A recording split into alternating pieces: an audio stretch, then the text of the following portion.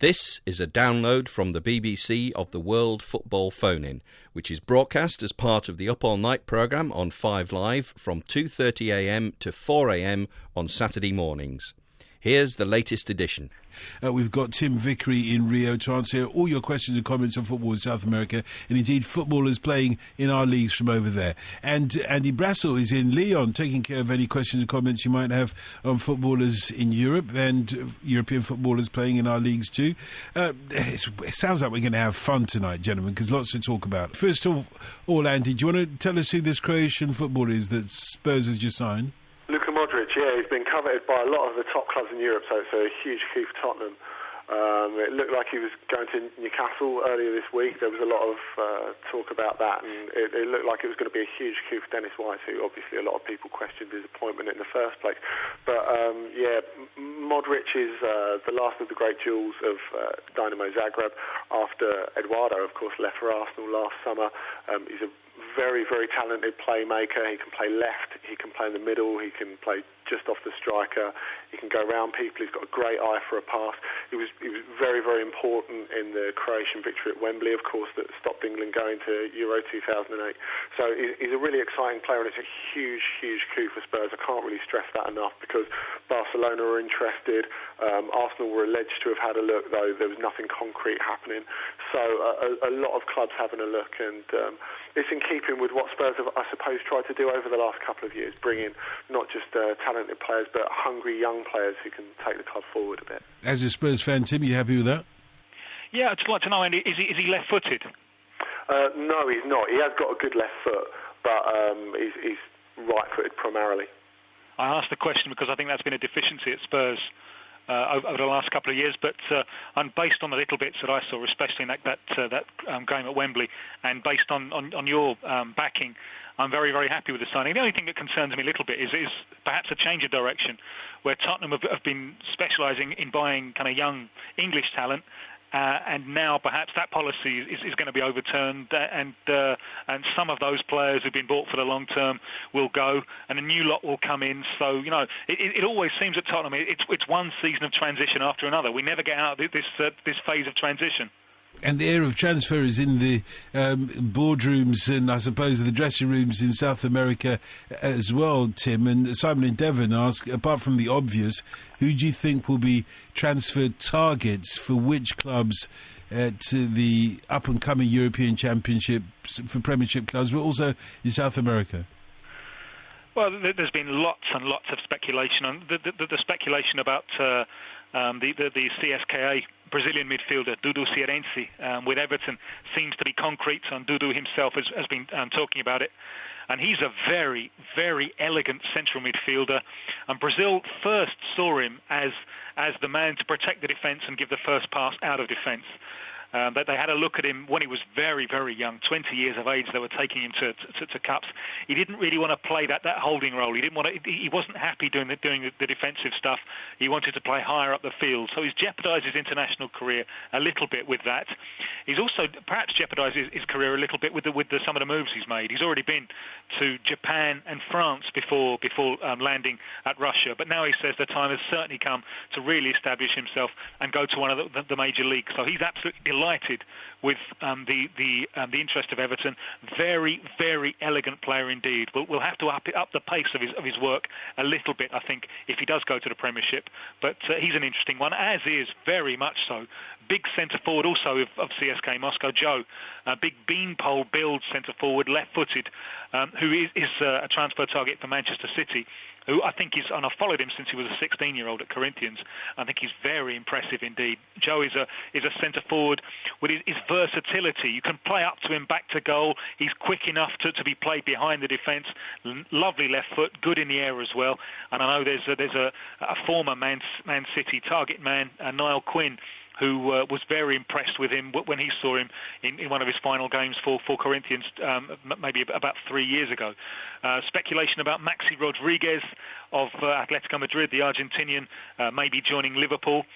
He's a player of vast experience now, 27, thrusting midfielder, usually used on the right side of midfield, which I would imagine is where Liverpool are looking to use him, but has also played left, although he's right-footed, and really came through as a central midfielder. And the excellent thing about Maxi Rodriguez is his goal power, lung power to get up, get into the penalty area, score goals. So I think he would be an asset to the Premiership. OK, we'll come back to the European targets in a moment or two, Andy. But just very quickly, Tim, if you could comment on this briefly. Damien in Leeds, long-time listener, wants to know what you think of Pele's comments this week that as a drugs cheat, Maradona should be stripped of all his medals. He says it happens in athletics, so why not in football?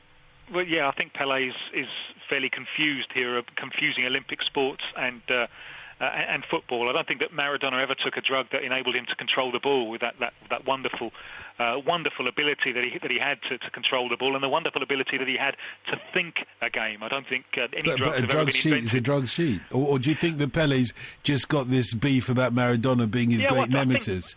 I think this is Pelé, and this is why Pelé was such a great player. It's that competitive instinct, and Pelé is Edson Arantes de Nascimento, a poor kid who grew up shining shoes, who through not just unbelievable natural talent, but also real hard work and a driving competitive spirit and a great fear of financial destitution, turned himself into Pelé. He's always anxious to make this distinction. He's an Edson who turned himself into Pelé. And that competitive instinct that he has, that was so useful to him as a player, that doesn't just switch off once his playing career has ended. And from the day that his playing career has ended, he has jealously guarded this position as, in the opinion of many, the greatest player ever. So this is, without these, I think this is an infantile little snipe, and I think it's beneath him. But without that competitive instinct, there would probably never have been Pelé in the first place. Simon in Canterbury, bear with us 1 second. We'll come to you in just a second. Just want to ask Andy a quick question about Valencia, because Linville in Carlisle says, are they really going down this season? It's unthinkable. It is unthinkable, but it's pretty close to becoming reality. It's unbelievable to think that when Ronald Koeman, who of course was sacked as coach this week, became coach back in the autumn, that Quique Sanchez-Flores, his predecessor, left them in the Champions League 4 points off the top. They're now only 2 points above the relegation zone, so it is reality. They do have it in their own hands. They've got games against their direct rivals down there. Osasuna, Real Zaragoza, who are in a big load of trouble after having a good season last season and playing some very entertaining football. They're down there too. But they've also got to play Barcelona. They've also got to play Atletico Madrid. They've got a local derby against Levante as well, I think. So they're going to have to turn it around pretty quickly. Now, they've got Voro in charge, who's a former player. He was the general manager of the first team, so at least the players know him. They'll be delighted to get rid of Ronald Koeman. There's no doubt the ability's there. They've got a richly talented squad, a very richly paid squad, probably one of the most expensive wage bills in world football. So the quality is definitely there. The question is just whether they can roll their sleeves up and get on with it. They've showed in little flashes that they can. They've won at the Bernabeu this season. Under Koeman, they've of course won the Spanish Cup too. So there's no doubt they can get on with it. There's the suggestion, that mischievous suggestion, that these little things that they've shown is just to show that they can do it, but they're not really in favour of Koeman. He put a lot of noses out of joint. He got rid of Angulo, Cañizares, David Albelda, the captain, not just dropped them but banished them from the first team squad, told them that they weren't wanted, especially Albelda. He went to higher authorities, tried to claim constructive dismissal, which didn't work out, so a lot of bad feeling was created through that. So there was definitely a feeling that nothing good was going to happen while Koeman was there. But so maybe that can kick them on, but they are in a battle and they've got to get on with it as soon as possible. Le Brass Dude, that's from Mo. He's not happy with Top Brass. Le Brass Dude, oui. Simon in Canterbury, good morning. Morning. Hi, mate. Right. Yeah, if he hadn't have moved out of that toilet, I would have called him El Lav. You got a good memory. It was the way it was going on crazy, wasn't it? Yeah, What are you saying? sometimes it takes time, you know. You got to just sit and take your time. Yeah, I know the problem. Right, yeah, so one for Tim and one for Andy, actually. Yeah, go ahead. Well, actually, two quick ones for Tim. I just wanted to know about Renato Augusto and Brazilian striker plays for Palermo, Amori. Well, the second one, Amari, I can't tell you a great deal about because he's one of the many who really didn't have a career in Brazil at all, was an absolute total unknown, and has made all of his career in European football. A little bit like say, the cases of Alfonso Alves and Deco and so on. So he's a total unknown in Brazilian football. So Andy Brassel, who I'm going to call La Brasserie, which I think is kind of nice French connotation. So I think Andy can tell you much more about him than I can. Renato Augusto is an attacking midfielder, sometimes used just off the main striker with Flamengo, who is, I think, an impressive player. Come up the ranks with Flamengo and reminds me just a little bit of a kind of right-footed version of Rivaldo. It's the same kind of build, quite tall, well-built, the same kind of almost awkward gait. Sometimes he looks a little bit as if he's kind of wading through water. But he's also got the same kind of capacity to cause damage from 30, 40 yards. He's been working on his left foot as well. He's been a little bit injury prone over the last six months or so, and some injuries are just kind of freak, like he fractured a cheekbone, and that kept him out for a while. But he's back from that, and to play for Flamengo and to be a local hero for Flamengo, that's real pressure. So he's having to grow up in public, to grow up with that pressure. But I think he's certainly one for the future. I think he's very impressive, and with the physical strength that he has, with that kind of Rivaldo-esque build, I think he's a player who will have to adapt his game a little bit to Europe, especially in terms of not looking for fouls all the time, because that's something he tends to go down very, very easily and look for fouls, which he'll get off the Brazilian refs, won't get in Europe. But apart from that, if he can adapt his game, which I think he probably can, I think he'll be a good name for European football in the future. And Andy? To go on to Amari briefly, as Tim says, he's played virtually his whole professional career in Italy. He is a good player. He's a real, not the sort of player we Europeans would really associate with Brazilianness. He's a robust sort of target man, very, very good in the air. He's got that thing where he can jump and really hang in the air before heading the ball. He's a decent finisher. His goals record is really nothing to write home about. While he's been at Palermo, it's his second season at Palermo now. It's improved a little. He's got 12 goals so far this season. And his ratio certainly improved, but it's only the second time he's actually hit double figures in a season. So there's room for improvement. He is 27. He'll be 28 by the time next season starts. I mean, I know he's been linked quite strongly with Arsenal. I'm not really sure there's anything in that, especially as they've got Adebayor, who's a player who's given them an aerial dimension already. So I'm thinking what is probably more likely, he's been heavily courted by the top clubs in Italy. It's looked for a while like he's pretty close to Juventus, and there's nothing really that's happened over the last couple of months to change my opinion. So I think it's highly likely he will stay in Italy, where he's built his career over a number of years. Yeah. All right, and I just wanted to know. Hello? Yeah, go ahead, Tom. Yeah, I'm still on. Yeah, the other one was just about Carlos Vela, how he's doing, if he'd be ready for coming over to Arsenal next season, or would David Villa be a better bet? Well, I thought you'd ask whether Thierry Henry would be a better bet. Well, no, I mean, look, I'd take Henry back. I think he's a great player, and he obviously loves the club, but not necessarily. I think he'll stick it out for another year at Barcelona.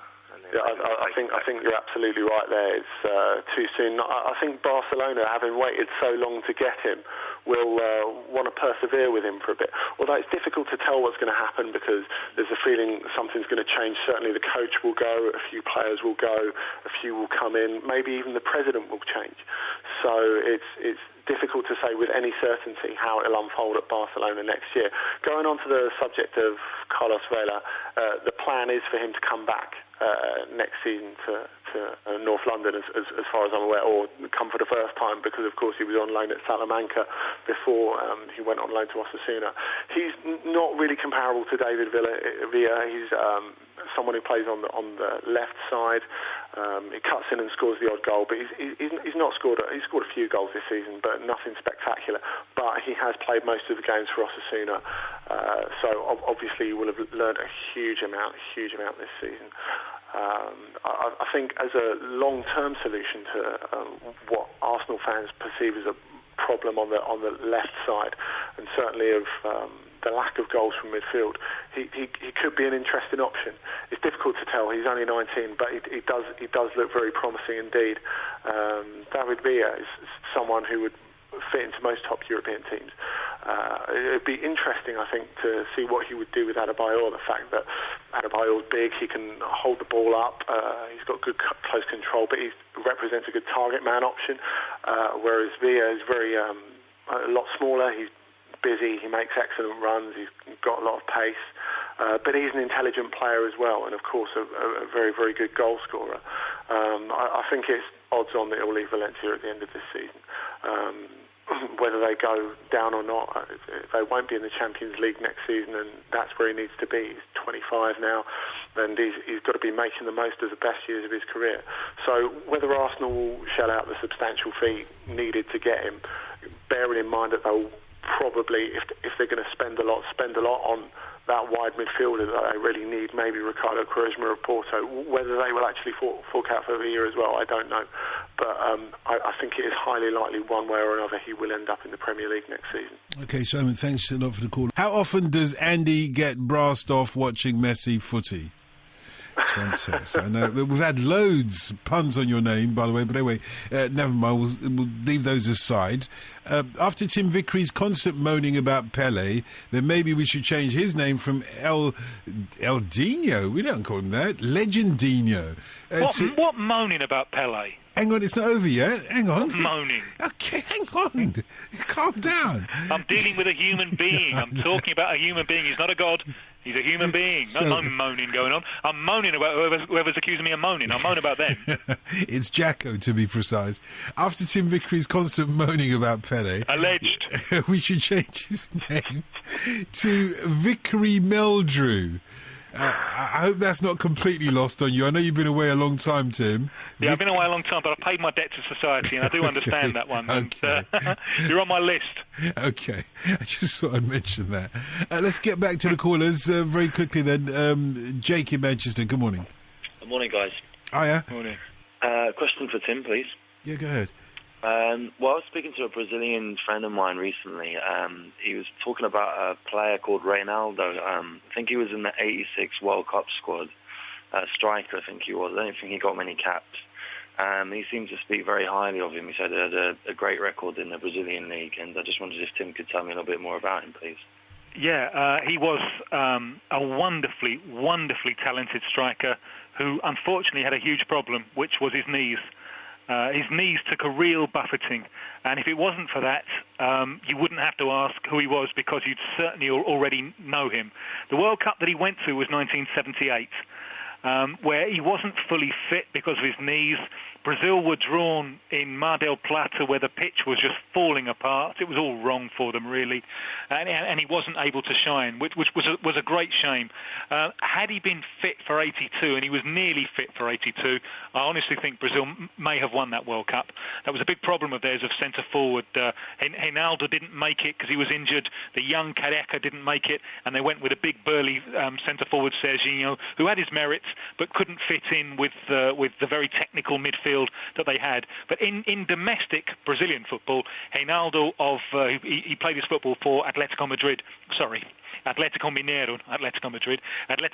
in the city of Belo Horizonte, whose shirts are the same as Newcastle's. I thought I'd just mention that because I thought Brassel got in a totally superfluous reference to Newcastle earlier on. So yeah, I heard that. I had to even it up.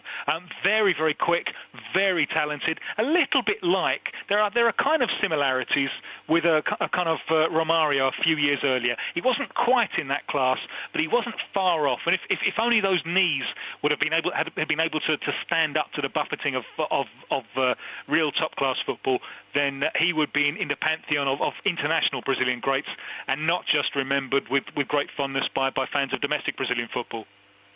That's great. There's another question which maybe both you and Andy can answer. Are you surprised at how quickly Ronaldinho's star has fallen in the last year or season or so? And do you think he'll ever be able to get to those heights again? There's always sort of talk about him going to Man City. I mean, no disrespect to any Man City fans out there, but that seems like quite a step down for someone of Ronaldinho's class. Well, I'll tell you, some of those Man City fans have texted tonight, Jake. Carlos in Manchester and Andrew in Manchester as well. Well, I don't know if they are City fans, but they're asking that very same question. Do you think Ronaldinho will be going to Manchester City? So, Andy? I think it's a bit of a red herring, to be honest. There's definitely a feeling from the start of the whole saga with Manchester City that Ronaldinho's brother and agent Roberto Cis was using the inexperience of Thaksin Shinawatra to sort of flush out the interest of other interested parties by publicly making it known that Ronaldinho is available and might go elsewhere. The strong feeling both in Spain or Italy and Italy is that something will be thrashed out with Milan, because it's where he wants to go, it's where his brother wants him to go. Milan want him. It's just haggling over the fee, and it's always going to be the case in a transfer like this. And because it's a move between two very big clubs, and of course neither of them wants to be seen to lose face, so that they need to come to some sort of arrangement where they can both look like winners off the situation. Of course, it is very sad and shocking how his star has fallen. Of course, we're talking about him as if he's absolutely finished, which I don't believe for a second is the case. He's always had various disciplinary problems in the background, going back to the time at Paris Saint-Germain in 2002-2003 season, where he fell out badly with Luis Fernandez, the coach then there, who dropped him to the bench for 12 games, or he was an unused sub for 12 games in a row because of various incidents at the team hotel. But he came back from that, and he put in his shift at Barcelona, and there is no doubt when his head's straight and when he's working as hard as he can be the best player in the world. Whether it's different now because it's a bit later in his career, I don't know. I'll pass that over to Tim in a second to see what he thinks of that. But I suppose it's interesting, going back to what Tim was saying the last time I was on, about how maybe consistency is a bigger problem because football's become more and more of a physical game and a physically demanding game. And I think for that reason, perhaps even players peak sooner. It's becoming more of a young man's game. You look at Cristiano Ronaldo, who's possibly even at the peak of his powers now. I'm not saying he's going to completely fall to pieces in 2 years' time, but it's difficult to see him doing what he would do now at 27, 28. So perhaps it's just a case of players peaking earlier because of the increased physical nature of the game. Tim? Yeah, there's a lot in that, although I can't believe that someone with the all-round ability of Ronaldinho has shot his bolts at the age of 28. Especially as he doesn't have that long history of injuries or something that's going to prematurely age him.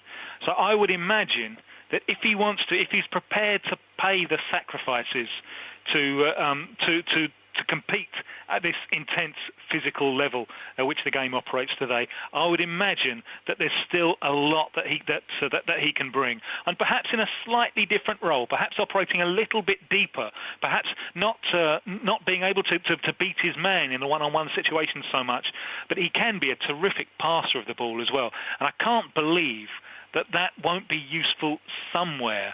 Now, I think one thing perhaps to bear in mind here is Brazilians kind of falling out of love with Barcelona is not exactly new. You know, it happened to Romario, it happened to Rivaldo, it's happening to him as well.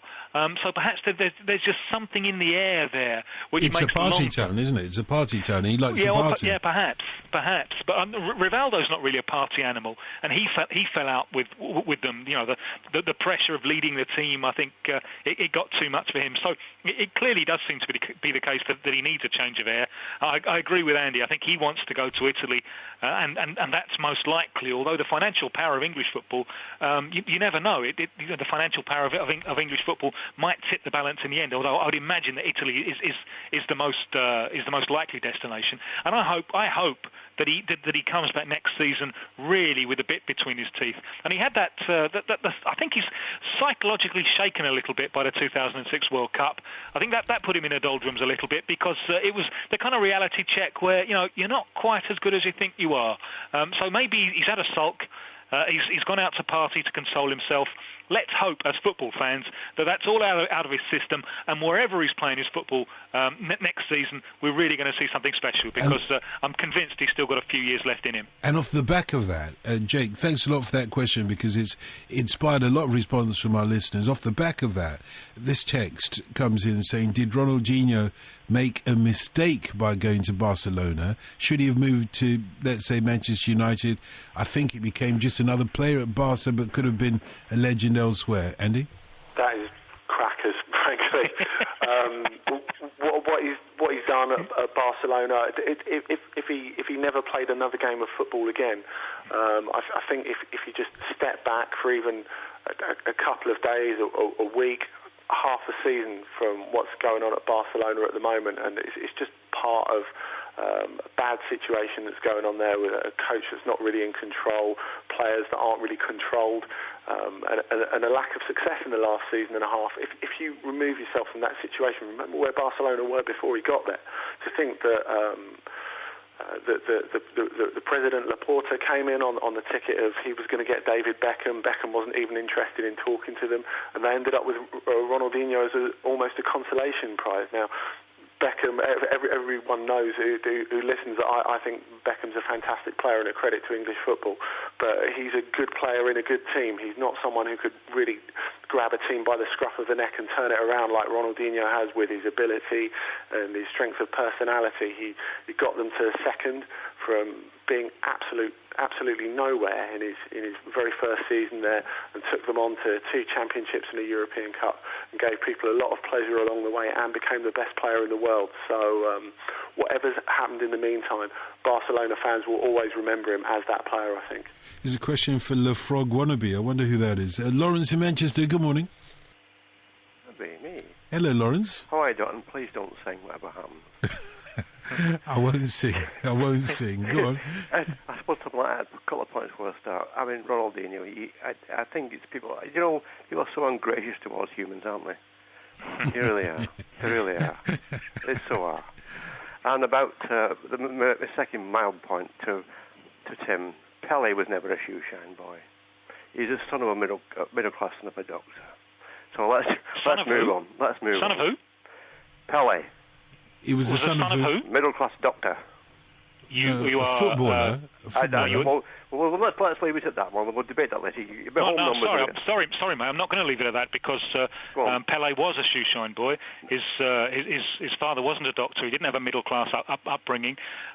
People used to leave their shoes with him in the morning, and he'd spend his time shining his shoes, and he says, and this is him saying, he says he was the best shoeshine boy for miles around. And people have just been accused me of moaning at him. But that competitive instinct that made Pelé, that was there in his approach to being a shoeshine boy, because he said he was the best. And this is advice that he gives to anyone. He says, look, the job I was given, I was a shoeshine boy, I made myself the best at it. Whatever you do in life, try and make yourself the best at it. I think that's terrific advice, so that perhaps levels off the balance. Tim, I will let it go, okay? Let's move on. I don't agree with you. Let's move on, pal, because you're wildly wrong. Fair enough. Pelé coming from a middle-class background. If you say I'm wrong, let's move on. Let's keep it light-hearted. Let's move on. If you say I'm wrong, I will accept that. I believe differently, but that's your right to say. My point I was trying to make was about these two-legged matches, where it's now become for people to say that it used to be the first leg, you tried to get an away goal. Now it seems to be that everybody seems to think, well, if nobody scores at all, the opposing team thinks, well, we can go to their ground. If we get one, they'll never get two. The away team thinks, if we don't bother, we get one there, we can defend. Is there any possibility of thinking that maybe if it's a 0-0 at the away leg, then the next match, away goals don't count as two? Do you think anybody would change the rule? Man United versus Barca 0-0, Andy? Like I said earlier, I'm not sure 0-0 away is actually considered as good a result as it used to be. Coming away with a clean sheet, it looked to be the easiest way of doing it in the past. But now, everyone's so tensed up by the prospect of an away goal that I think people would take 1-1 or even maybe even a 2-1 defeat ahead of a 0-0 draw, because you're living on a knife edge, and Manchester United are going to live that next week. Like I say, they've suffered in that way before, back in 2000, when they looked like they've got a terrific result at the Bernabeu. They'd come away with a 0-0 draw against a Real Madrid team packed with stars, and they ended up getting taught a lesson at Old Trafford. Yeah, but Lawrence's point was, if you took away the away goal, 2 points away goal, would that make for more interesting matches? No, I don't think it would. I think people are very. I don't know. I think people are very aware of the value of the away goal. And if you took away the value of the away goal, surely everyone would play for a 0-0. So I'm not sure. I'm not sure that really makes sense. Okay, Lawrence, thanks a lot. Theo in London. Good morning. Hi. Good morning. Hi, Theo. Go on. Good morning, gentlemen. Morning. I would like to throw the cat among the pigeons a bit. What I would like to ask the panel, in light of the decisions that we have seen in the Premiership this season, should we question the integrity of the British referee, taking into consideration that we know that both in Latin America and in Europe, Italy, for example, they are corrupt, and in some of the decisions that we have seen this season, should we question the integrity of the British referee? Are they being tampered with? Yeah, you're throwing the cat amongst the pigeons. Are they corrupt in South America, the referees, Tim? Well, they're all the referees. There are all kinds of accusations thrown at the referee. And my main take on this is I want to start from the supposition that the referee is doing his best. I want to start from that supposition. And I tend to think that people in football have a real problem taking responsibility. No one wants to take responsibility. I can understand it in a way with the coach, because it can be a lonely role, the coach. You get everyone moaning at you and criticising, and you're there as the coach, and you think, these people really don't know what they're talking about, but they're criticising me all the time. So I think there's a natural tendency that people in football have to hide behind the referee. Everything's the fault of the referee. No one wants to own up to their own mistakes. And you get people moaning about incredible things. The coach will moan, look, he played 4 minutes of injury time. As if that gives an advantage to the other side. No, the 4 minutes of injury time are there for both sides, So the opposition scored a goal in that 4 minutes of injury time. Well, you had a chance to score goals in that 4 minutes of injury time, but you weren't competent enough to take it. And so often, I think the media, in the name of controversy, are allow the coaches to hide behind the referees. So I would like to see less criticism of the referees and more of coaches and players owning up and saying I made a mistake. But the referees in Europe, are they corrupt, Andy? No, I don't believe so. I mean, obviously there've been issues in Italy, and I think it's nothing new. If we go back years and years and years, obviously Nottingham Forest were victims in one of their European Cup campaigns. So of course this sort of things happen. But I would, like Tim, like to believe that they're isolated incidents, and it's not discussion that just goes on in Britain. There's a lot of discussion in France. Of course, none of their referees are actually going to be at Euro 2000. So there's a lot of talk of if there's going to be a refereeing crisis. And as Tim says, I think it's a nice little story. It happens every season. You'll get at least one sports daily in every country that will get about 3, 4, 5 months into the season and run a little list of refereeing mistakes and how different the table would look if these mistakes had not been made. I tend to think stuff gets overanalyzed to the tiniest little minutiae on television, and of course it's good that people can get inside the game and feel closer to it, but to be honest, I don't think it's a good thing that if people are sitting around, especially managers, as Tim says, that don't want to take responsibility, arguing if someone was 6 inches offside when they scored a goal. That's something that really does my head in. Marginal offside calls, because really it's there to give the benefit of the doubt to the attacker, and I don't really want to see sort of people arguing over the minutiae like that. Really, I like Tim, would like to believe that, and I don't think we have any reason not to believe that most referees are doing their best, and I would like to see the authorities of football take more responsibility and the players take more responsibility to develop a dialogue between the players, the management of clubs and match officials, so that there's not such a climate of suspicion and a climate of wild accusations all the time, because it's heading in a direction, and has already headed in a direction where the relationships are being stretched at absolute breaking point. So, Theo, the premise of your argument is shot down. No need to ask whether the referees in Britain are corrupt or not. If the referees in Europe and South America are vindicated by our panel. Well, I don't agree with both of the panelists, because, like, for example, I don't rely on the commentators to decipher a game for me. I see it for myself. Take, for example, the Manchester City game. The referee was right there. And as far as I know, the laws of football still say that it's a contact sport. And it was a shoulder badge. And he was right there, and he gave that decision. But you don't know what he saw. You don't know what he saw, though. City. Yeah, but you don't know what he saw, do you? Dalton, he was right there. You could see what he saw. But you actually don't know. You know what it's like at the speed of the game that's played nowadays. You don't know exactly what he saw. And all I'm saying is that you can't accuse somebody of something without any evidence yourself. Well, the evidence is we all saw the game on television. We were right there. You saw it, Dalton. Well, yeah, but he's a ref like everybody else, and I think he deserves the right to be considered innocent until proven otherwise. But thanks very much for the call, Theo. Let's just move on very quickly, because we've got a question here, actually, for one of our callers, 0500 909 693. Can you ask Cleo from Aldershot a question when she phones in tonight? Can you ask her who she thinks will regain their league status along with her beloved Aldershot from the conference? That's from Ian in Exeter. Cleo? Well, I've got to say Exeter City. We played them last week and we had a 1-1 draw, and obviously it got us back into the league. I want everybody to podcast our sister programme, World Football, with Alan Green, because there's an excellent piece on Aldershot Town in that. But I said, well done, and I hope Exeter go up, I really do. Well, they probably will now that you've said it. But what's your question? I've got a question for Top Brass. I like to call him the Lion of Leon. Yes, that's nice. And for a love child has many names. Yes. For Andy, about Matthew Flamini, he hasn't signed a new contract yet.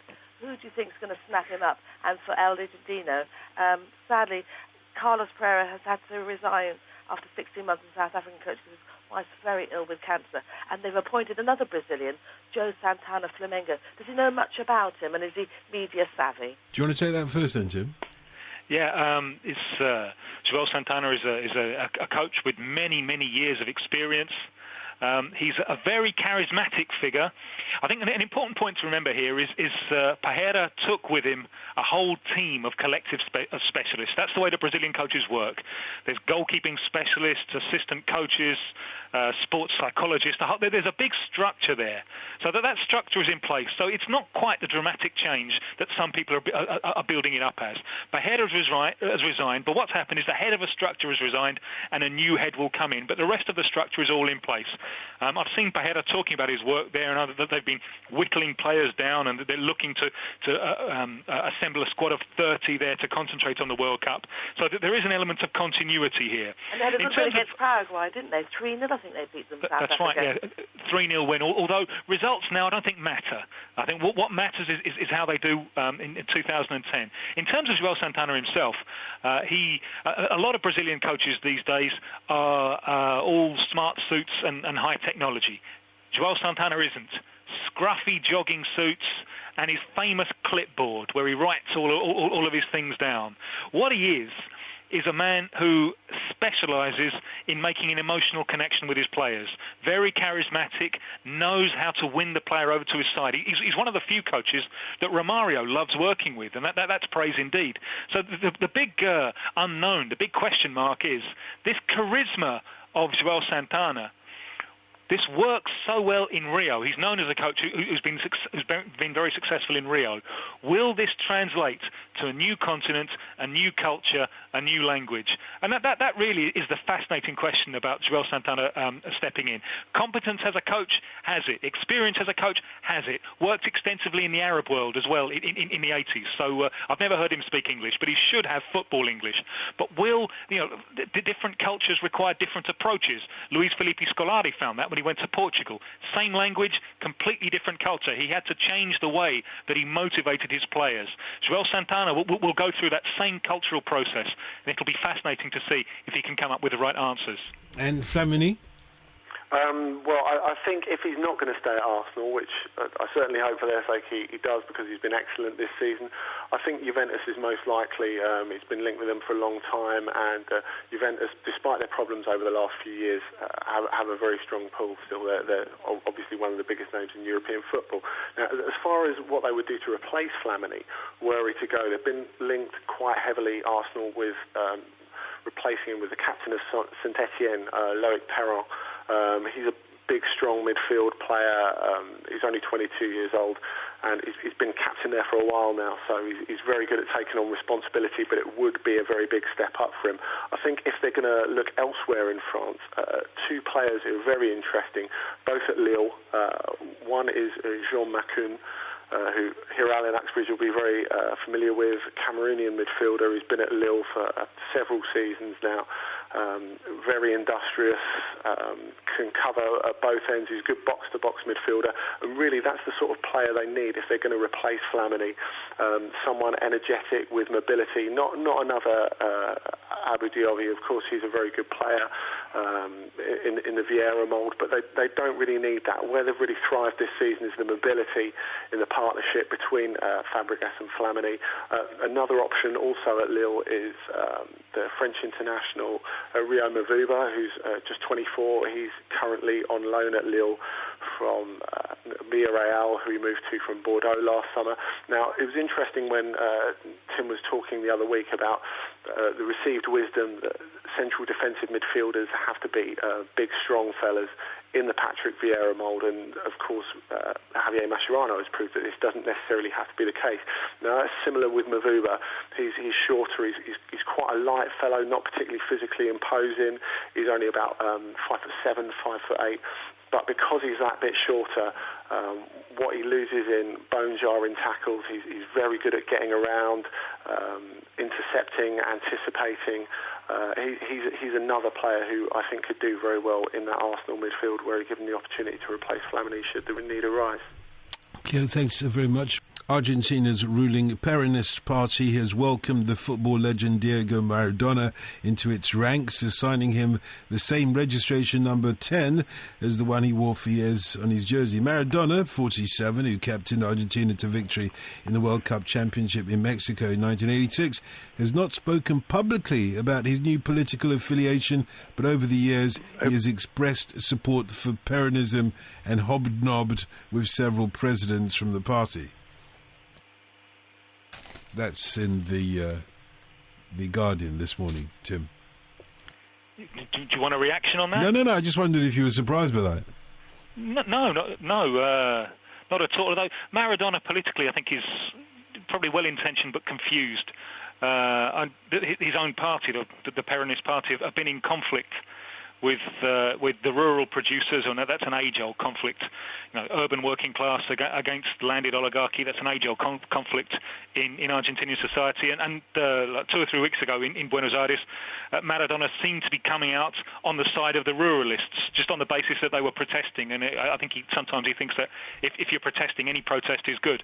So he didn't really accept his new party whip on that one. And I think it's hard to imagine him following any kind of party whip. Well-intentioned but confused. I've just been dipping into Pele's autobiography, where he's talking about his experiences as a shoeshine boy. You won't let it go, will you? Well, no. But perhaps he made it all up. There you go. James in Leiden in Holland. Good morning. Good morning, sir. Hi. Good morning, Tim. Good morning, Andy. Morning. When I was listening, I was thinking about 2 questions for Tim and 2 questions for Andy. I wonder if I can ask them. Yeah, go on. Question one. What had been said to Rafa Benitez after he discovered about the affair of Jürgen Klinsmann with replacing him, for example, last year? And he was angry about it. He was very angry about it. He thought about making a meeting with the board. Any idea exactly what they have said to him? Like, relax, cool down, you are the best.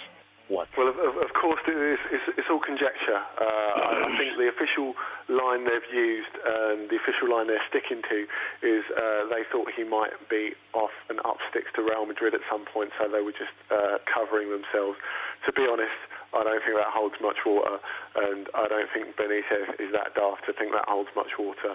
I think possibly he's just seeing where the water lies, whether he will get the chance to plan transfer targets for next season.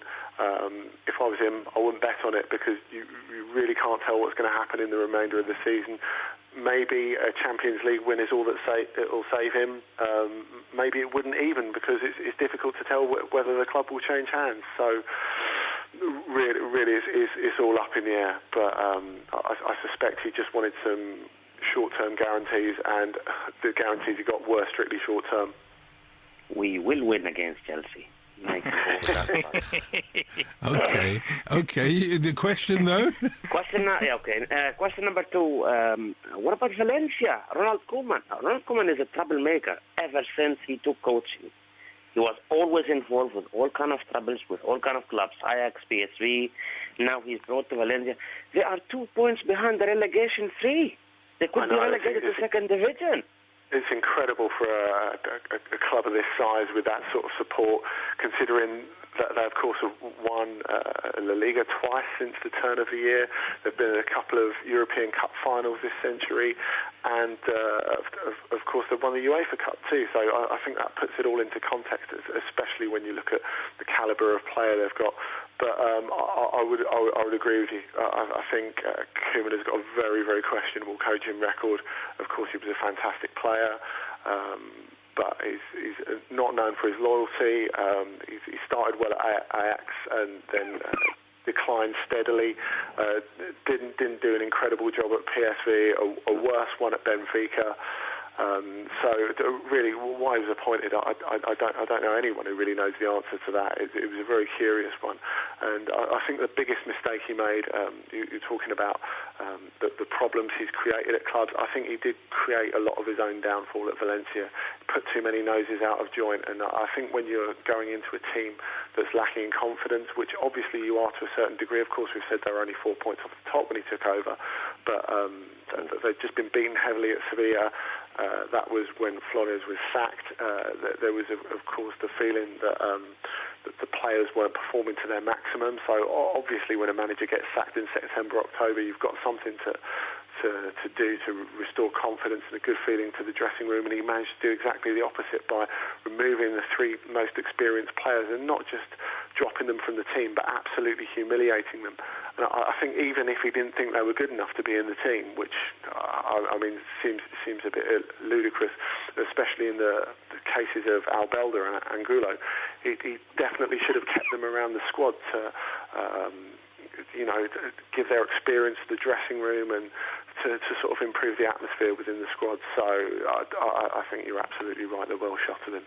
Yeah, program matches are difficult. Moving to the question of Tim. How can I forget his name? My goodness, very temperamental guy today. 23 letters. Okay.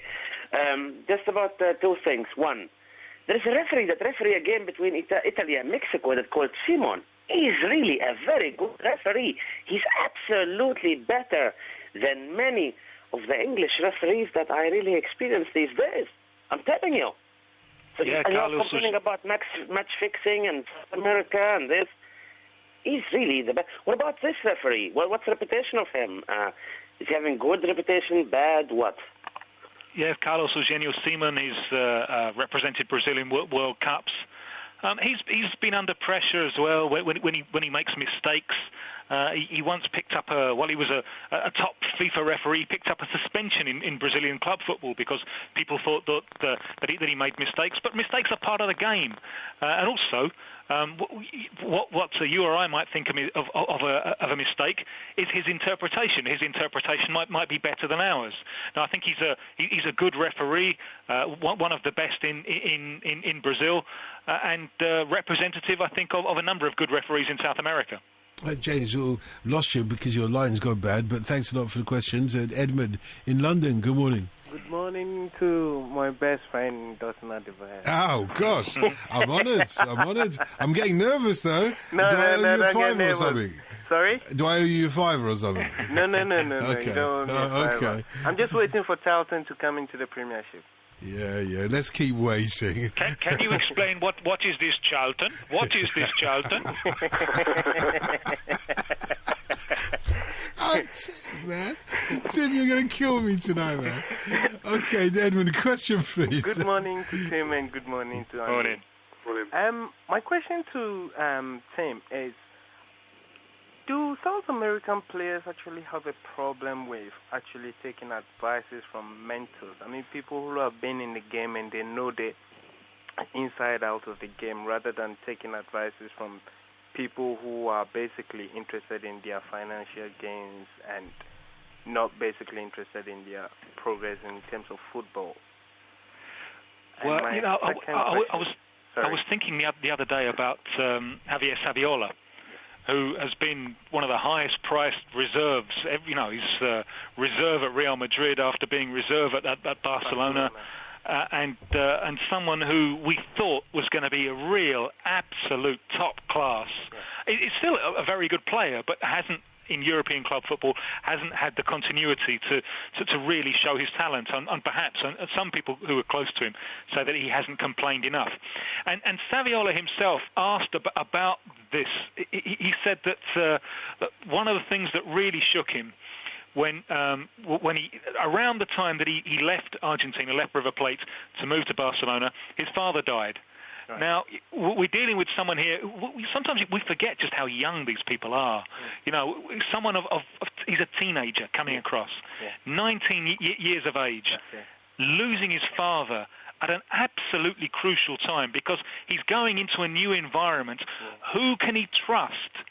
And you get something, you know, if your family are good, if your family are worthwhile, your family are the only people around you who are going to give you disinterested advice. Everyone else, even your agent, you know, your agent is looking for a piece of you. And sometimes when families are bad, the families are looking for a piece of the player as well. So I think it can be very, very difficult because, you know, if you think of the changes that a normal person goes through at that age, you know, you're still finding yourself, you're still discovering yourself, your place in the world. To have to go to a new country and go through that process, and then to lose your father, you know, the voice in your career, the one you can trust to give you disinterested advice. I think it's no wonder that some of these careers go off the rails or don't fulfill their potential because, as I say, there are so many people who want to take a piece and so few people who want to give back. You've been listening to a download of the World Football Phone-In from Up All Night at BBC Radio 5 Live. You can put your questions live on Saturday mornings from 2:30am to 4am, or you can email us at upallnight, that's all one word, at bbc.co.uk. That's upallnight at bbc.co.uk.